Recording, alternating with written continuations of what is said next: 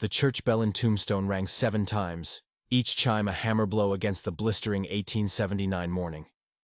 Helena Carmichael stepped onto the wooden sidewalk, and the heat hit her like a physical force. Dust devils danced at her feet, spinning around the hem of her black mourning dress. It had been 6 months since the mine collapse took her husband, William. 6 months of the town whispering, telling her what to do, how to feel, how to spend the fortune William had pulled from the unforgiving earth. She felt like a canary in a gilded cage, and she was growing tired of the song everyone wanted her to sing. She walked down Main Street, the clicks of her boots a lonely rhythm against the boisterous morning. Cowboys, shopkeepers, children chasing a dog. It all looked normal, but something felt off. A current of excitement, sharp and ugly, snaked through the air. She was just heading for the general store, a simple errand to fill her empty house and emptier days. But the crowds weren't heading for the store. They were all moving toward the town square. "Big auction today," a man grunted as he shoved past her. "Best stock in the territory," his friend cackled. Helena knew about cattle auctions. She'd seen horses sold. But this was different. The energy was predatory, gleeful. It made the hairs on her arms stand up. Curiosity, a dangerous and forgotten feeling, pulled her forward. The crowd thickened, a river of dusty hats and calico dresses sweeping her along. And then she heard it. A sound that cut through the noise and froze the blood in her veins. The sharp, wet crack of a whip. Once, twice, a third time. Her heart hammered against her ribs. She pushed, shoving her way through the thick bodies, needing to see the source of that terrible sound. She had to know what could make these people so giddy with excitement. What she saw in the center of that square would burn itself into her memory and change the course of her life forever. "Step right up, folks," the auctioneer's voice boomed, slick with greed. "Fresh stock, just in from the south." Helena finally broke through the front of the crowd, and a gasp escaped her lips. Chained to a thick wooden post was a man. His shirt was in tatters, clinging to his back in bloody strips. Raw, red welts crisscrossed his dark skin. He was young, maybe 25, and as he lifted his head, his eyes met hers for a fraction of a second. She saw pain. She saw fear. But beneath it all, she saw a core of unbroken steel, a dignity that the whip couldn't touch. "This here is prime labor," the auctioneer bellowed, gesturing with his hat. "Strong back, quick mind, and he can read and write. A rare find, folks, a rare find indeed." The crowd laughed, a horrible, thoughtless sound. Men started calling out bids as if they were buying a new plow horse. Helena felt a wave of nausea. She'd read about these horrors in papers from back east, stories from a war fought and won years ago. But to see it here, in her town, in 1879, it felt like the world had tilted off its axis. The whip cracked again, a sound like lightning splitting a tree. The man, whose name the auctioneer called out as Daniel, stumbled but did not cry out. "Do I hear $50? 50, a voice shouted. 75, 100. The numbers climbed, each bit another link in a chain of casual cruelty. Helena's hands, hidden in her gloves, trembled with a rage she hadn't felt in years. She thought of William, of his gentle conviction that every soul had value, that a person's worth wasn't measured by the color of their skin. The auctioneer raised the whip again, the sun glinting off its leather fall. Daniel braced himself, his jaw tight, and something inside Helena Carmichael snapped. "Stop!" Her voice wasn't loud, but it cut through the bidding like a razor. Every single head in that square turned to face her. The auctioneer froze, his arm still raised. Even Daniel's exhausted eyes flickered toward her in surprise. She felt the weight of their stares, 100 pairs of eyes filled with shock and disapproval. She didn't care. She took a step forward, the crowd parting before her, like the Red Sea. "Stop whipping this man," she said, her voice stronger now, ringing with authority. "I will buy him." A dead silence fell over the square. The only sound was the wind whistling through the alleyways. Helena's heart was a runaway train in her chest, but her gaze was locked on the auctioneer. She had spoken the words. She had crossed a line. And now, under the unforgiving Arizona sun, she was about to find out exactly what that line was made of. The price she was about to pay wasn't just in dollars and cents. It was a price that would be paid in whispers, in glares, in slammed doors and lost friends. But as she looked at Daniel's resolute face, she knew it was a price she was willing to pay. The auctioneer, a sweaty man named Silas Croft, stared at her as if she'd grown a second head. "Ma'am, did you say buy him?" "That's what I said," Helena replied, her voice dangerously calm. "What is the price?" Silas Croft licked his lips, his eyes darting around the silent, watchful crowd. He saw the richest widow in Tombstone standing defiant, and he saw an opportunity. "The bidding is at $400, ma'am."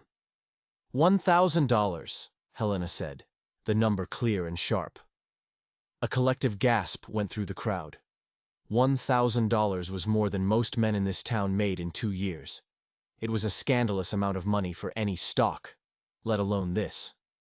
It was a statement. Silas Croft's jaw dropped. He looked at Jeremiah Crenshaw, the town's other wealthy magnate, who had been enjoying the spectacle from the porch of the saloon. Crenshaw gave a slight, almost imperceptible shake of his head, a look of contempt on his face. "Sold," Croft stammered, his professional slickness gone. "To the widow Carmichael." Helena walked to her purse, her hands surprisingly steady. She pulled out a thick wad of bills from the special compartment. It was the emergency fund William had left her, money he'd put in a locked box and told her to use only in a matter of life or death. As her fingers counted out the crisp notes, she wondered if this qualified. It felt like it did. She placed the money in the auctioneer's trembling hand. His palm was slick with sweat. "Ma'am," he whispered, avoiding her eyes, "folks are going to talk. They might get the wrong idea." "Let them," Helena said, turning her back on him and walking to Daniel. She pulled a small key from her pocket, the one for the travel lock she used on her trunks. With fumbling fingers, she began to work on the heavy iron shackles at his wrists. The metal was cold and cruel against his skin. As the first shackle fell to the dust with a heavy clang, Daniel finally spoke. His voice was a dry rasp. "Why?" He stared at her, not with gratitude, but with a deep, weary confusion. Hope was a luxury he hadn't been able to afford for a very long time.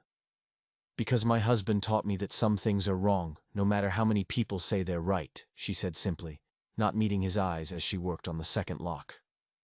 The crowd hadn't dispersed. They stood there, whispering, judging. She could feel their animosity like a physical wave. Scandalous, improper, lost her mind. The words drifted on the hot wind. Daniel heard them too. He saw the women who used to nod politely to Helena now turn their backs. He saw the men who worked at her late husband's mine, staring with a mixture of confusion and disgust. The last chain fell away. Daniel rubbed his raw wrists, standing under his own power for the first time in what felt like an eternity. He was free, but he was standing in the center of a storm she had just created. "Ma'am," he said, his voice a little stronger, "I thank you. More than you know. But you've just made an enemy of this entire town." A bolt of lightning cracked across the sky in the distance, a promise of the afternoon monsoon. It lit up Helena's face, carving it in shadow and light. She looked tired, but her expression was resolute. "Mr. Rivers," she said, finally meeting his gaze, "I'm starting to believe that the good opinion of a town like this isn't worth having." As the first fat drops of rain began to fall, kicking up the smell of dust and creosote, they stood alone in the emptying square. The rain washed the blood from his back and the dust from her morning dress, but they both knew it couldn't wash away what had just happened. They had drawn a line in the sand of Tombstone, and now they had to wait and see who would dare to cross it. The storm had just begun. The whispers followed Helena and Daniel all the way back to her small, respectable house at the edge of town. Doors closed as they approached. Curtains twitched in windows. By the time she had unlocked her front door, the entire town had tried and convicted her of an unnamed crime. The crime of decency. Inside, the house was quiet and cool. Daniel stood awkwardly in the entryway, looking out of place and uncertain. He was a free man, but he had no money, no horse, and nowhere to go. The world outside this woman's door was just as dangerous as the auction block.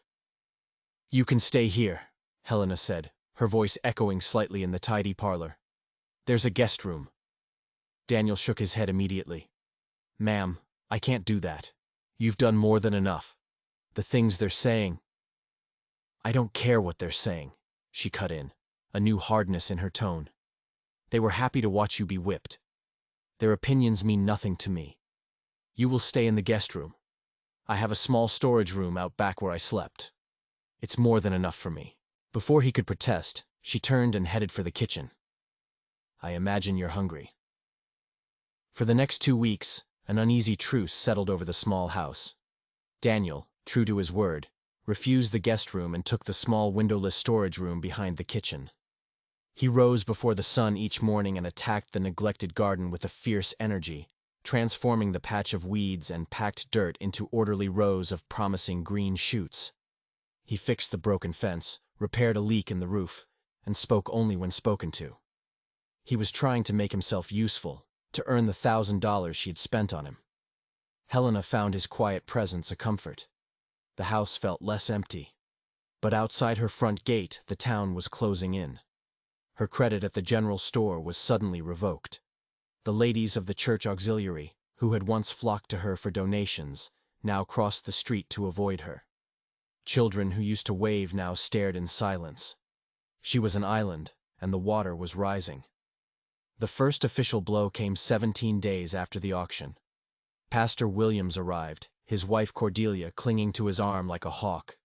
Cordelia's face was pinched into a permanent state of disapproval.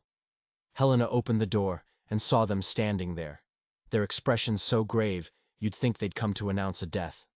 Mrs. Carmichael, the pastor began, his voice oozing false sympathy.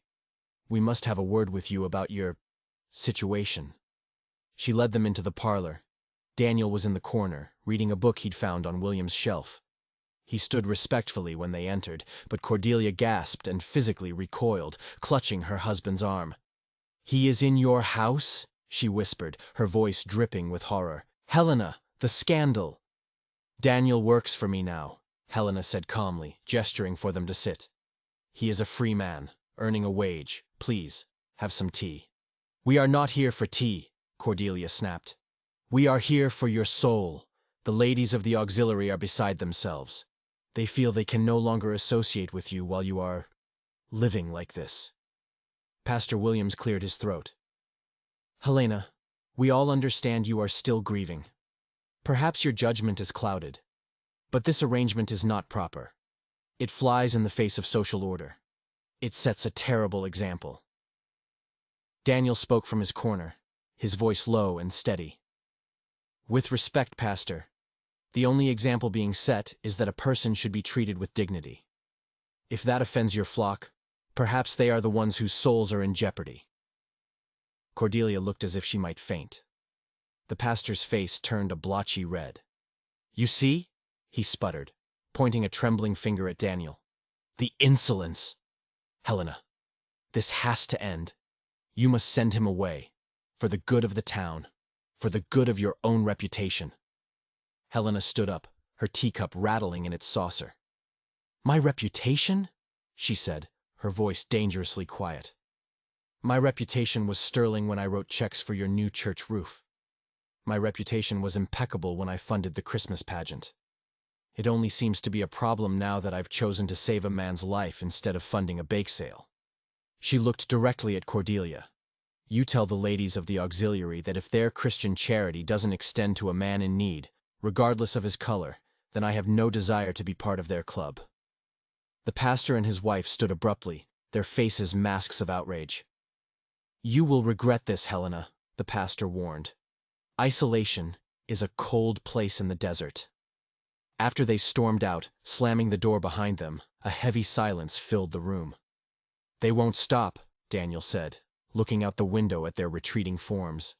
They'll find another way. Helena joined him at the window, watching the dust settle. Let them try.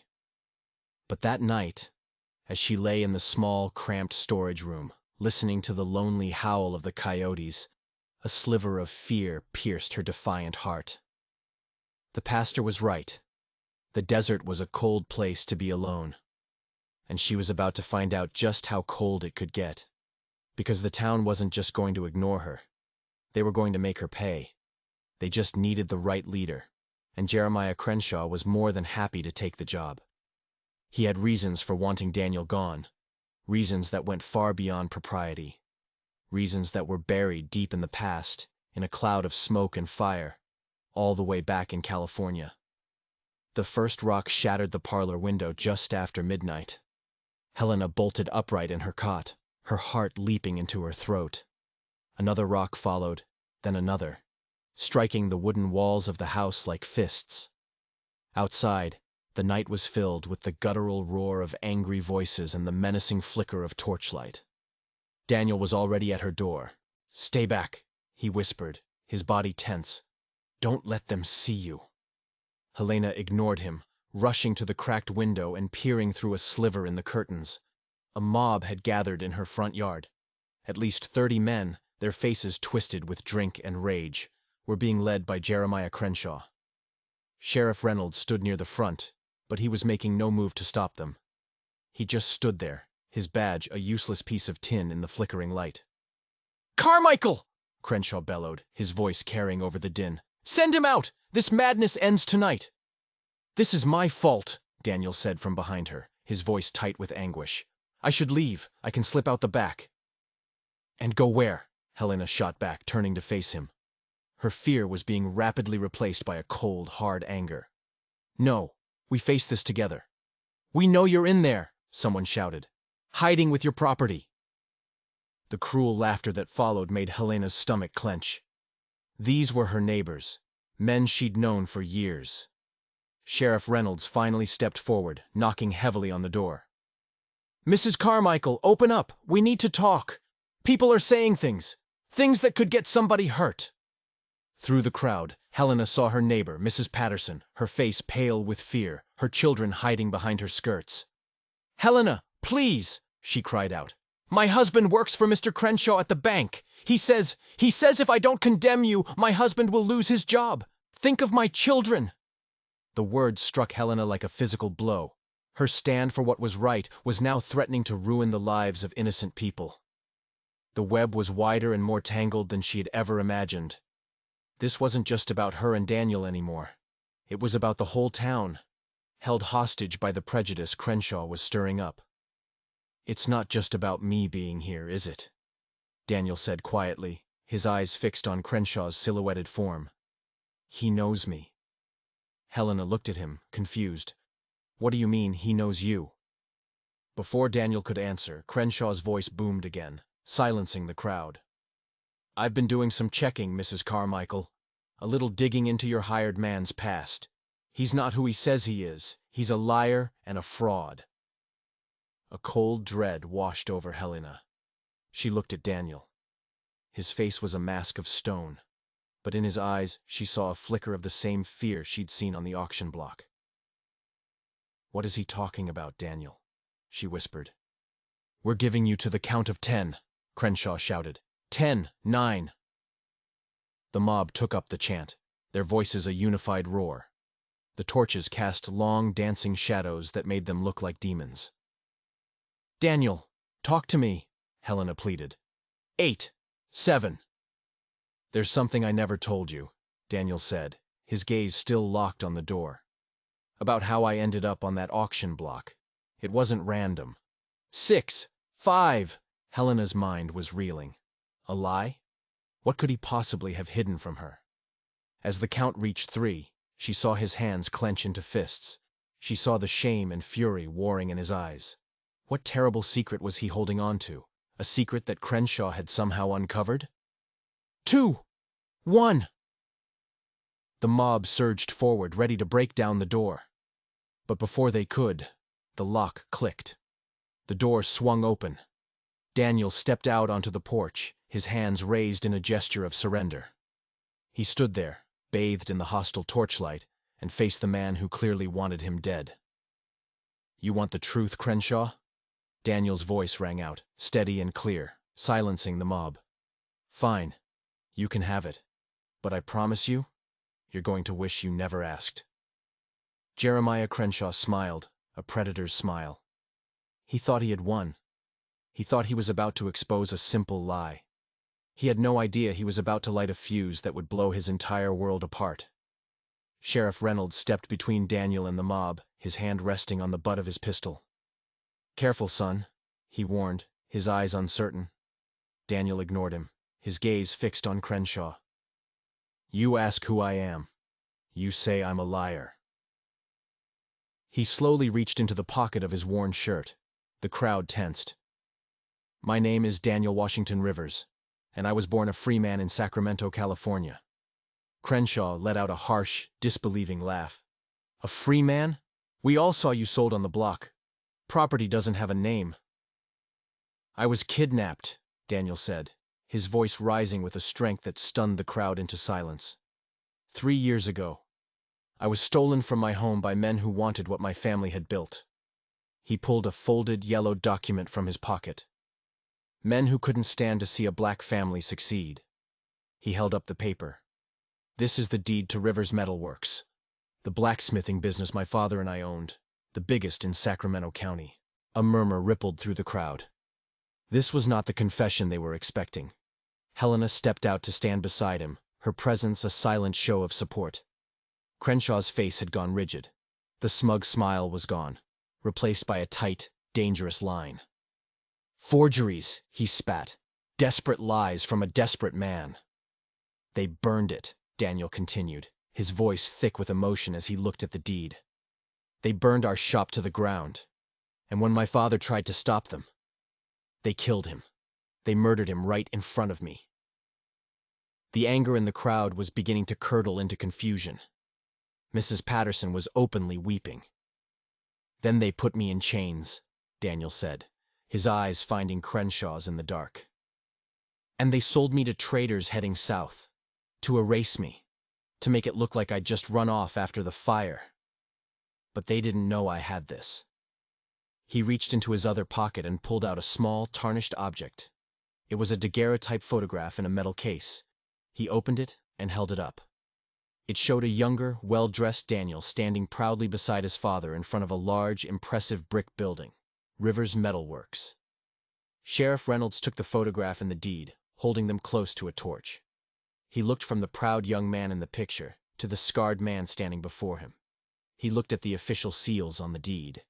He was a simple lawman, but he wasn't a fool. This looks real," he muttered, his eyes wide. "So every day I spent in chains was a crime," Daniel said, his voice now a powerful declaration that echoed through the silent night. "Every whip I took was an assault, and every man who bought and sold me was a party to kidnapping and murder." The silence that followed was absolute. The townspeople looked at each other, then at Crenshaw, then at the man on the porch. They had come for a lynching, but they had stumbled into a story of unimaginable injustice. Helena finally spoke, her voice ringing with the clarity of truth. "So when I paid $1,000, I wasn't buying a man," she declared, stepping forward. "I was paying a ransom. I was righting a wrong that had been done to an innocent free American." Crenshaw's face was pale with fury. He was losing control. "This changes nothing," he roared. "This is still an improper arrangement. It's an offense to every decent woman in this town." "What's improper?" Helena shot back, her eyes blazing. "Is a town full of people who would rather believe a comfortable lie than face an uncomfortable truth. What's an offense is a man like you, Mr. Crenshaw, who seems awfully invested in silencing a victim of a terrible crime. It makes a person wonder why." That last question hung in the air. Why was Crenshaw so invested? The crowd started to look at him differently. They remembered he had come from California, too, around 3 years ago. They remembered he had money from some shipping business he never talked about. The seed of doubt was planted. Crenshaw saw it in their eyes. He saw the tide turning. He pointed a trembling finger at Daniel. "He's still a liar. There's more to the story. Ask him. Ask him about the fire."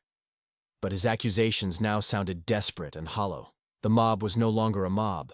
It was just a group of shame-faced neighbors.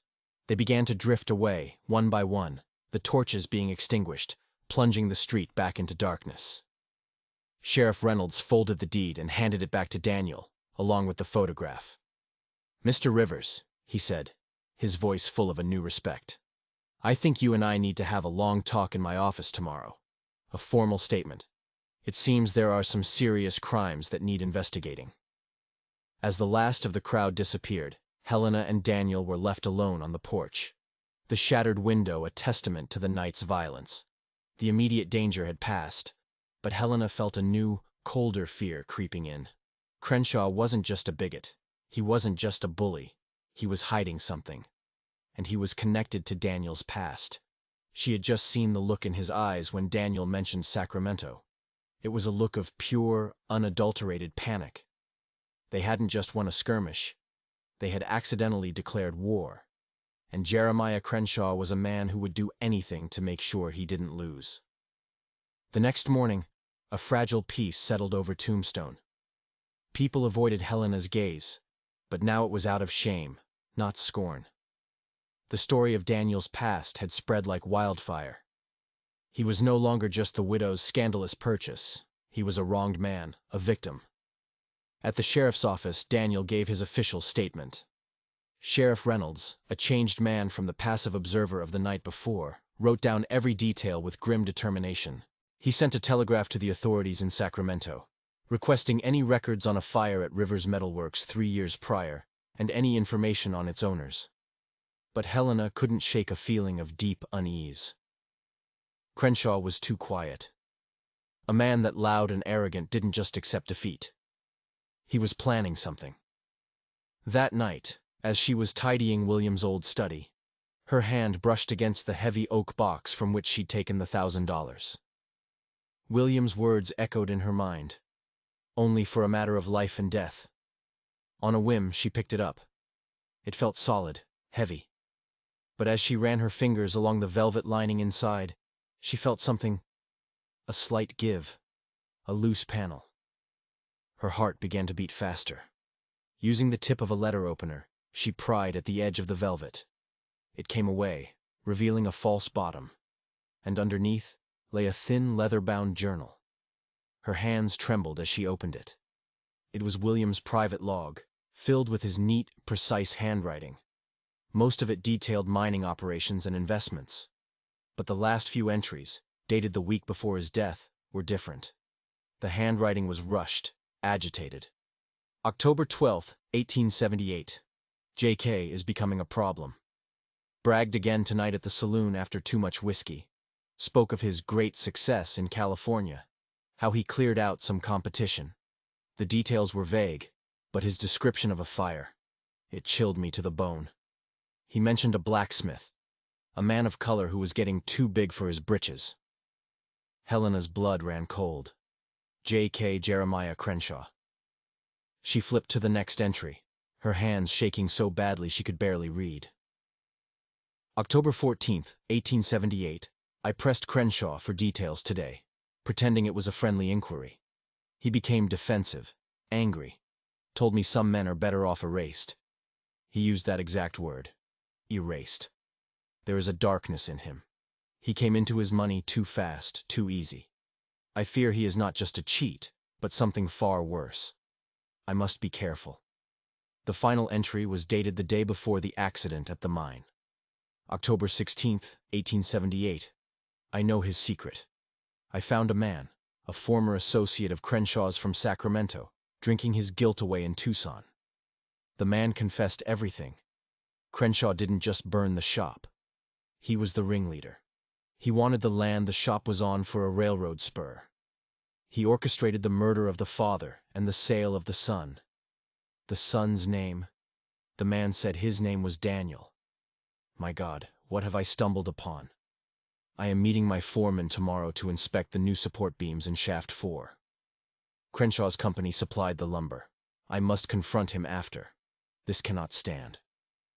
Helena dropped the journal as if it had burned her. The room began to spin. The mine collapse. The support beams. Crenshaw's company. It wasn't an accident. William hadn't died by chance. He had been murdered. Silenced. Because he knew the truth about Jeremiah Crenshaw and a young blacksmith's son named Daniel. She now understood the full, horrifying picture. Crenshaw's panic the night before wasn't just about being exposed as a racist bully. His entire life, his entire fortune, was built on murder and kidnapping. And Daniel's presence in Tombstone was a ghost from a past Crenshaw had tried to bury with fire and blood. Her husband hadn't just been a good man who died in a tragic accident. He was a hero who had died trying to uncover an evil that was now living in their very midst. A floorboard creaked in the hallway. Helena's head snapped up, her heart seizing with terror. Daniel was still at the sheriff's office. She was alone. The back door of the kitchen splintered, kicked in with a single violent blow. Two rough-looking men she'd never seen before stepped into the house. They weren't from Tombstone, and the look in their eyes was cold and reptilian. "Crenshaw sends his regards," the first one rasped, pulling a long, wicked-looking knife. "Says you've been reading things that don't concern you." Helena backed away, her eyes darting around the study for a weapon, for an escape. But there was none. The journal lay open on the floor between them, a death warrant written in her dead husband's hand. She had uncovered the truth. And now, Crenshaw had sent his demons to erase her, too. Helena grabbed the heaviest thing she could find, a brass inkwell on William's desk, and hurled it at the first man. It struck him in the temple with a dull thud, making him stagger back in surprise. It bought her a precious few seconds. She didn't run for the front door. They would catch her. She ran deeper into the house, toward the back, her mind racing.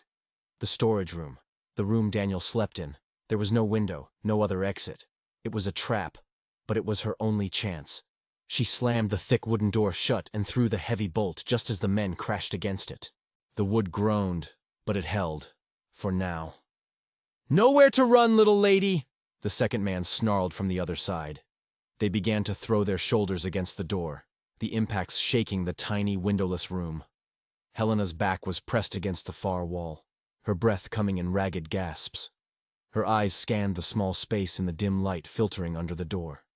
A cot, a small crate, and a few of Daniel's meager belongings. It was a dead end. She was trapped. The wood of the door began to splinter. Then her eyes fell on the crate. Daniel had been using it as a nightstand. On top of it was a book, and next to the book was the small, intricate wooden carving he had been working on in the evenings. It was a bird. Its wings spread, ready for flight, and beside it lay his carving tools. Among them was a long, thin whittling knife, its steel blade honed to a razor's edge. She grabbed it. The handle was smooth and familiar in her trembling hand. The pounding on the door grew more frantic, the wood cracking and groaning in protest. They would be through in moments. Just then, she heard a shout from the front of the house. "Helena!" It was Daniel's voice. He was back. The pounding on the door stopped. She heard muffled curses, the sound of a struggle, a heavy thud, and then a gunshot that echoed through the small house like a cannon blast. Silence. A terrible, absolute silence. Helena stood frozen, the whittling knife clutched in her hand. Had they killed him? Was she now truly alone? Her mind screamed. After a few seconds that stretched into an eternity, she heard footsteps approaching the storage room door. They were slow, heavy, unsteady. The bolt was still thrown. She waited, her heart hammering against her ribs, ready to fight for her life. "Helena?" It was Daniel's voice again, strained and full of pain. "Are you in there? It's me." With shaking fingers, she slid the bolt back and slowly pulled the door open. Daniel was leaning against the doorframe, his face pale. There was a dark, spreading stain on his left shoulder, and his shirt was soaked with blood. On the floor behind him, one of Crenshaw's thugs lay unconscious. The other was nowhere to be seen. "He ran," Daniel gasped, clutching his shoulder. "The gunshot must have spooked him. Are you all right?" "You're shot!" she cried, rushing to his side. "It's just my shoulder. It'll be fine," he said, gritting his teeth. "They came for this, didn't they?" His eyes fell on the open journal on the study floor. Helena nodded, tears of fear and relief streaming down her face. "It's all in there, Daniel, everything. Crenshaw, he murdered my husband." Daniel's face hardened. He looked down at his bleeding shoulder, then at the journal, and the last pieces of the puzzle clicked into place. This was never just about him being in Tombstone. It was about what William Carmichael knew. "The telegraph," Daniel said suddenly. "The one Sheriff Reynolds sent to Sacramento. Crenshaw must have found out." He knows it's only a matter of time before they reply and confirm my story. He's trying to clean up his mess before the truth gets back. He pushed himself off the wall, his eyes blazing with a new, cold fire. He won't stop with this. He'll try again. He has to silence both of us, for good. Helena looked at the journal, then at Daniel's wounded shoulder. The law was coming, but it was slow. Crenshaw was moving now. They were no longer just fighting for Daniel's reputation. They were fighting for their lives. "We can't wait for the sheriff," Helena said, her voice trembling but firm. "We can't hide. He'll just burn the house down around us. There's only one way to end this." Daniel looked at her, understanding dawning in his eyes. "We have to expose him. Tonight. In front of the entire town." It was a desperate, foolish plan. They were two people, one of them wounded, against the richest, most powerful man in town. A man who had already proven he was willing to kill to protect his secrets. To walk out into the open was to walk into a trap, but staying hidden was just a slower death. "He'll be at the Crystal Palace Saloon," Daniel said. "He's always there on a Friday night, buying drinks, playing the part of the town benefactor." "Then that's where we'll find him," Helena said, tearing a strip from her petticoat to press against Daniel's wound. She picked up William's journal and clutched it to her chest. It was their only weapon. They had one chance to bring the truth into the light. If they failed, their bodies would be found in an alley by morning. Their deaths ruled another tragic tombstone accident. As they stepped out of the violated house and into the falling dusk, the sounds of the town, piano music, laughter, the clink of glasses, drifted up from Main Street. It sounded so normal, so peaceful. But Helena and Daniel knew the truth. A monster was sitting at the heart of their town, and they were walking straight into his lair. The Crystal Palace Saloon was a blaze of light and noise. Smoke hung thick in the air, smelling of whiskey and cheap cigars. Piano music clashed with the boisterous laughter of miners and cowboys. And there, at the center of it all, holding court at a poker table, was Jeremiah Crenshaw. He was laughing, a gold tooth flashing in the lamplight, looking for all the world like a man without a single care. The saloon doors swung open, and a hush fell over the room. Helena and Daniel stood in the doorway. Helena, in her simple black dress, clutching a leather journal. Daniel, his face pale but resolute, his left arm held stiffly at his side, a makeshift sling barely hidden by his coat. A telltale spot of blood was already soaking through the fabric. Every eye in the saloon turned to them.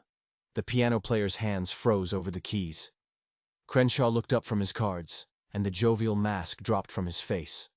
For a split second, Helena saw pure, murderous rage in his eyes, quickly replaced by a cold, calculating smile. He had expected them to be dead by now. Their presence here, alive, was a complication he hadn't planned on. "Well, well," Crenshaw said, his voice dripping with condescension as he slowly placed his cards on the table. "Look what the cat dragged in, the righteous widow and her pet project. I thought you'd be home, Mrs. Carmichael, praying for your lost soul." "I was home," Helena replied, her voice steady and clear, carrying across the silent room. "I was home when two men you hired kicked in my door and tried to kill me." A wave of murmurs swept through the saloon. Men shifted in their chairs, their hands moving instinctively closer to the pistols on their hips. Crenshaw laughed, a booming false sound. "You must have been dreaming, madam. Grief does strange things to the mind. Perhaps you should go home and rest." "I'm done resting," Helena said, taking a step forward. Daniel moved with her, a silent, wounded shadow at her side. "And I'm done grieving the accident that killed my husband. Because it wasn't an accident." She held up the journal. "This was my husband's private log. And the last few pages make for very interesting reading, Mr. Crenshaw." Crenshaw's eyes narrowed. He was starting to sweat. "What is that? More of your pet's forgeries?" "My husband wrote in this journal the day before he died," Helena announced, her voice rising to make sure everyone could hear. "He wrote that he had discovered your secret. The secret of how you really made your fortune in California." She looked at Daniel, then back at the room. "He wrote about a blacksmith shop, Rivers Metal Works. He wrote about a fire, a murder, and a kidnapping, and he wrote down the name of the man responsible for it all. She paused, letting the weight of her words sink in. He wrote your name, Jeremiah. Crenshaw shot to his feet, knocking his chair over with a crash. Lies! All of it! She's hysterical! A madwoman corrupted by this runaway. The man who attacked us tonight, Daniel spoke up, his voice raspy with pain but firm. He dropped something when he ran. Daniel reached into his pocket with his good hand and threw a small silver object onto the poker table. It spun and came to rest, gleaming in the lamplight. It was a money clip, ornately engraved with the initials J.K. Crenshaw stared at the money clip as if it were a snake. It was his. Everyone in the room recognized it. The silence was deafening. That's not proof, Crenshaw snarled, his eyes darting around the room, seeing the doubt and suspicion on the faces that had adored him just moments before. It proves nothing. Just then, the saloon doors swung open again. Sheriff Reynolds stood there, a telegraph flimsy in his hand. He wasn't alone. Behind him stood two grim-faced deputies, rifles in hand. Just got a wire back from the U.S. Marshal in Sacramento, Crenshaw, the sheriff said, his voice cold as a winter night. Took him a while, but he found the records. It seems they've had an open warrant for the last 3 years for a person of interest in the arson and murder of one Abraham Rivers. He took a step into the room. A man who fled Sacramento right after the fire. A man who used to run a lumber business there. A man named Jeremiah Crenshaw. It was over. The trap had snapped shut. Crenshaw's face contorted into a mask of pure hate. His hand darted inside his coat, pulling out a small silver derringer. But he wasn't aiming at the sheriff. He was aiming at Helena. "If I'm going down," he screamed, "you're coming with me!" He fired. The explosion was deafening in the crowded room. But Helena didn't feel any pain. Daniel had moved with impossible speed, shoving her to the floor and taking the full force of the bullet in his already wounded shoulder. He cried out and collapsed, a pool of blood spreading rapidly on the dusty floorboards. Before Crenshaw could fire again, Sheriff Reynolds' pistol roared. Crenshaw shuddered, a look of shock on his face, and crumpled to the ground. Helena scrambled to Daniel's side, her hands pressing down on the fresh wound, her tears mixing with the blood and the sawdust on the floor. His eyes were closed, his breathing shallow. For one terrifying moment, she thought she had lost him, that her quest for justice had cost him his life. But then his eyes fluttered open. He looked at her, and a faint, pained smile touched his lips. "Told you," he whispered. "We face it together." 6 months later, the spring sun warmed the porch of Helena Carmichael's house. The shattered window had been replaced, the splintered door mended. The town of Tombstone itself was healing, slowly waking from the nightmare of Crenshaw's reign. His crimes, once revealed, had run deeper than anyone knew, implicating half the town's leadership in a web of corruption and blackmail. The town was cleaning house, and for the first time, it felt like a place where justice was possible. Daniel sat in a chair beside her, his arm in a sling, but his strength returning day by day. The 2 bullets had come dangerously close to killing him, but he was stubborn. He had survived too much to be taken down by a coward like Crenshaw. In Helena's lap lay a letter, this one from a lawyer in Sacramento. With Crenshaw's crimes exposed, Daniel's name was cleared. The insurance money for the burned-down shop, frozen for years, had been released. It was a small fortune. His father's old business partner wanted to rebuild, bigger and better than before. They wanted Daniel to come home and run the company that was his birthright. His life was waiting for him, a life of respect, wealth, and purpose, everything that had been stolen from him. "The tomatoes are coming in real good," Daniel said, looking out at the thriving garden he had brought back to life. "This desert soil, you just have to be patient with it." Helena folded the letter, her heart aching with a mixture of pride and sadness. "They want you back in California," she said quietly. He nodded, his gaze distant. "They need me." They sat in comfortable silence for a long time, listening to the sounds of the new Tombstone, a town finding its feet again. "You saved my life, Helena," Daniel said finally, turning to look at her. "Twice." You gave me back my name, my future. And you saved mine, she replied, her voice soft. You reminded me who I was, who my husband wanted me to be. You made me break out of my cage. He reached into his pocket with his good hand and pulled out the small wooden bird he had been carving. He had finished it during his recovery. The wings were spread wide, every feather perfectly detailed. He placed it in her palm. It's for you, he said, so you don't forget how to fly. Helena closed her hand around the carving, the smooth wood warm against her skin. When will you go? The stagecoach leaves next week. She nodded, a single tear tracing a path down her cheek. It wasn't a tear of sadness, but of gratitude. She understood now that some people come into your life to stay, while others come to help you on your journey and then continue on their own. The greatest act of love isn't always holding on, but having the strength to let go. Her $1,000 gamble in the town square hadn't just bought one man's freedom. It had bought justice for her husband and a new beginning for an entire town. The ripples from that single act of defiance had spread further than she could have ever imagined. The story of the widow and the freedman became a tombstone legend. A story about how courage and decency, even when they stand alone, can be more powerful than greed and hate. It was a reminder that the true measure of a person's worth can never be set at an auction block. It can only be found in the choices they make when everything is on the line. If you enjoyed this story, don't forget to hit that subscribe button and ring the bell for more tales of justice from the dark corners of history.